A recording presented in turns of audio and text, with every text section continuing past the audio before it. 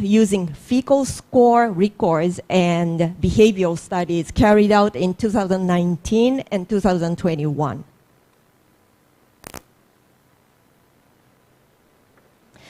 So the first step was diet review and modification. The slide is showing the chemical composition of the diet when we started the project and our target composition. Or even though you are not a nutritionist, you can tell that major issues were in protein, fiber, which is NDF. I'm sorry. NDF, and sugar, which is WSC. Okay? So our initial diet was low in protein and fiber and high in sugar. Those are the commonly seen issues in many captive animal diets. And it seems like we need some modification in zinc and vitamin E as well. So what we did was we reduced the amount of the fruit in the diet and replaced the fruit with vegetables.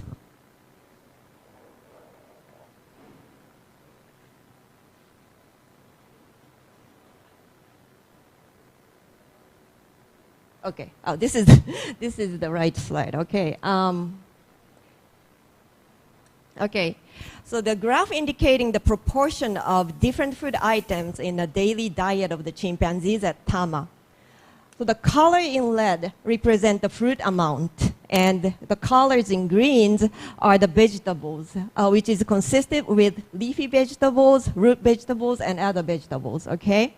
And the baseline right here is the date. So this shows since the beginning of our management right here to the most current management right here. So you can easily see enormous reduction in the fruit and increase in the vegetable, okay? So this is a good improvement. And before I move on to the next slide, I must say that browse is a very, very important part of our chimpanzee diet. And we make sure that we give lots of fresh browse every day to the chimpanzees. But the browse is not included in this graph because it is just difficult to quantify. So there's no special intentions here. It's just very difficult. So it's not reflected in this graph. Okay, so here we go again. This is the figure of our diet composition. So this time, the numbers in red are the composition of our most current diet, okay? You can tell the composition has been improved, but you can also see the work is not quite done yet. Therefore, it is still an ongoing project. So let's move on to the evaluation, okay? The graph indicates the amount of the fiber contents in the diet in the green line, right here on the top, okay? And then the average fecal score in the yellow line, the middle line. And then the baseline in the orange represent the ideal fecal score, which is 2, okay? So the daily dietary fiber content increases as management proceeded, but it didn't seem like average fecal score gets anything closer to ideal fecal score. I felt a little bit odd about this result, or I must admit that I was a little bit disappointed at this result. Because it seems like there are some chimpanzees that actually improved their fecal scores. But truthfully, there are some chimpanzees whose fecal score didn't really get anything better. So I took the analysis to the next level. So here's what we did. We picked 3 factors that may affect fecal scores of the chimpanzees. Those are sex, age, and origin, okay? And for each factors, we compared average fecal scores between the groups. And within those 3 factors, sex, age, and origin, we found significances in different age group and origin, okay? So take a look at the graph. It shows the distance from the ideal fecal score. So high frequency around 0 means fecal score is consistently ideal, okay? So the comparison between different age groups showed fecal scores of the younger chimpanzees were significantly closer to ideal fecal scores than the groups of older chimpanzees. So in other words, our elderly chimpanzees tend to have issues in fecal consistency, okay? And the comparisons between the origins were also showed the fecal score of chimpanzees born in Tama Zoo was significantly different from the fecal scores of the chimpanzees from other institutions. This means that chimpanzees originated from Tama Zoo tended to have better fecal consistency, whereas chimps transferred from other zoos have strong tendencies for inconsistent fecal scores. So in summary, although fiber contents in the diet have been improved or increased, no significant improvement was found in fecal scores. Further analysis found age and origin are the two factors that may affect fecal scores of the chimpanzees at Tama Zoo. Because fecal scores were affected by age and origin, we determined individual fecal consistency of chimpanzees likely to be regulated by nutritional background of the individual animals, or stress level, or gut microbiota. So our determination was that the efficacy of the nutrition management should not be evaluated solely on fecal score because fecal score was determined to be such a complicated index affected by multiple aspects. Okay, so moving on to the evaluation of the foraging behavior. For this part, the evaluation was based on the behavioral studies by local university students. In these studies, foraging behavior was divided into a few micro-behavioral patterns which could be interpreted as behaviors related to food consumption, okay? When the behavior was compared individually, the percentage of the time spent for each behavior showed significant differences between the wild chimpanzees and captive chimpanzees. So in this case, captive means Tama chimpanzees, okay?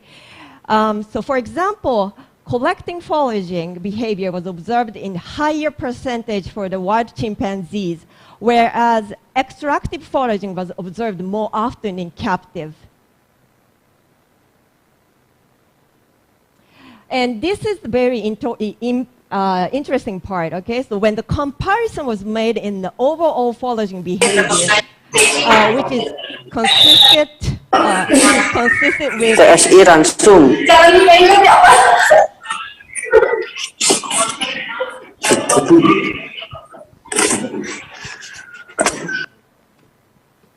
Okay, so when the comparison was made in the overall foraging behavior, which consisted with collecting foraging, extractive foraging, and hunting, there were found to be no significant differences.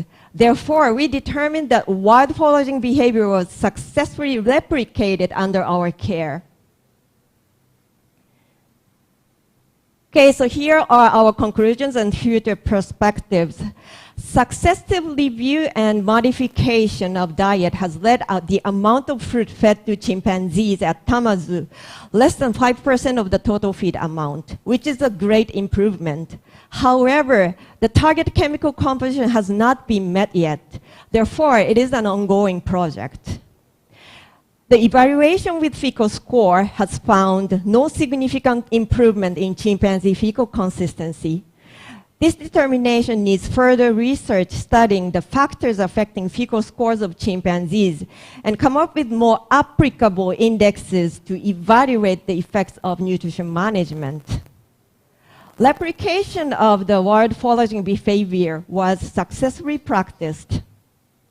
We hope that further optimization of the diet and a study looking into the factors affecting would extend our knowledge even further. This is the end of my presentation. Some references. Thank you very much. I'm Kaori Ito from Tama Zoological Park. If you have any questions, you can find me or you can send me email. Thank you very much.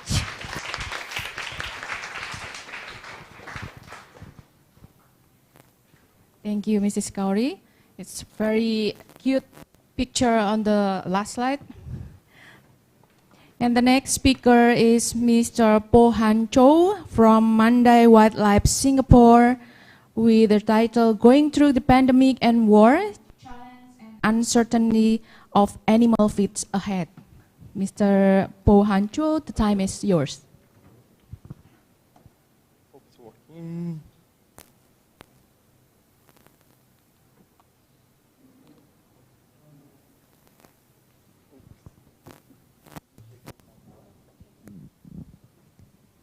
Probably I just use the slides over there. Yeah.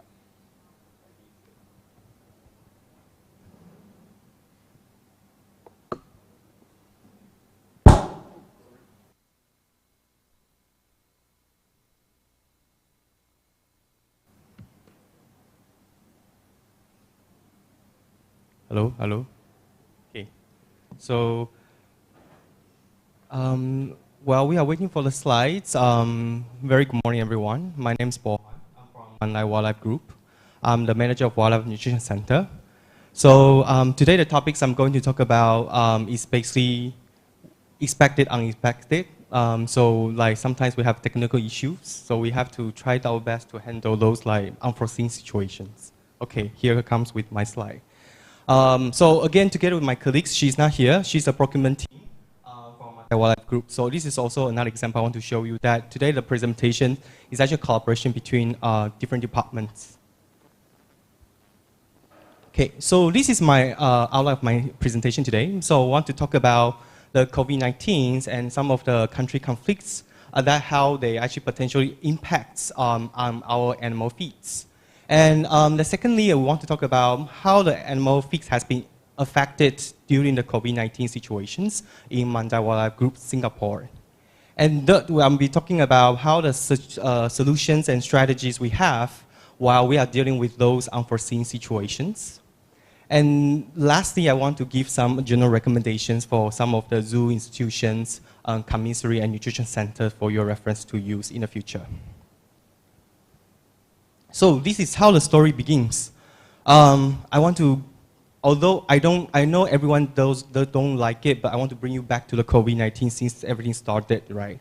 Okay, so we have so many headlines talking about coronavirus, some countries starting to impose restrictions.